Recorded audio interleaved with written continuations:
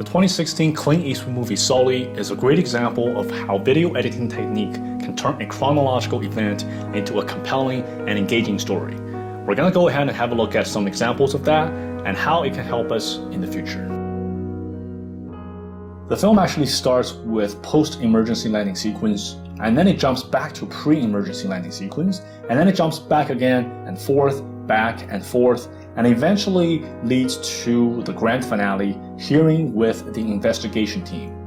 Now, editing a linear story like this in a non-linear fashion is a great way to keep the audience engaged and make them wonder what's going to happen in the next sequence. This is huge contrast compared to editing the story in its organic chronological fashion, which the audience is already expecting, and it doesn't really have that element of surprise, element of unpredictability.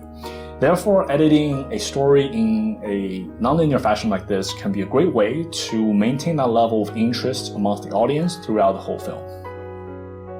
The film relies heavily on cutaway shots, and in this first example, where Tom Hanks' character Sully was having a conversation with his wife on the phone, and this was post-emergency landing. And then you will see that it now all of a sudden takes us to a time when everything was happening before the incident. That's when he had to get on the flight, everyone's getting ready, and the flight took off, but then they had the bird strike and they had to make the emergency landing in the Hudson River. Now, at the end of the sequence, you will see that it will then snap us right back to the original sequence where he was having a conversation.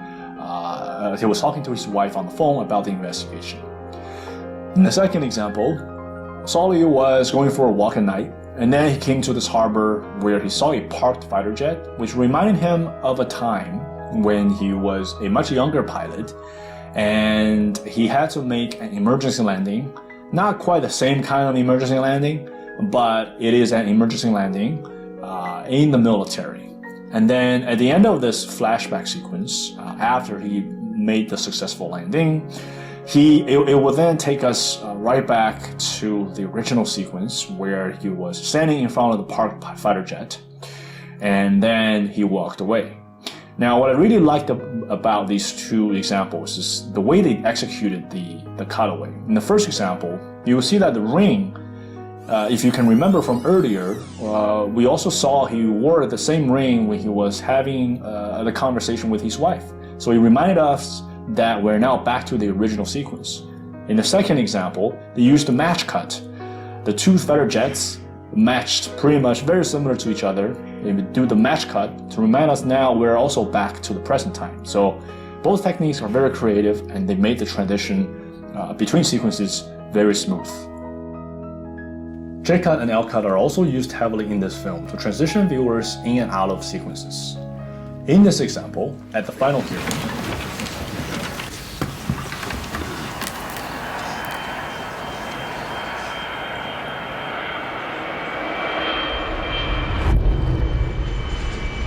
we hear the sound of the airplane taking off kicking in a little bit earlier to take us into the next sequence where he had to make the emergency landing in the Hudson River.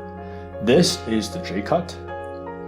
And in the second example, which we actually saw earlier, where he saw the parked fighter jet, which reminded him of a time when he was a much younger pilot.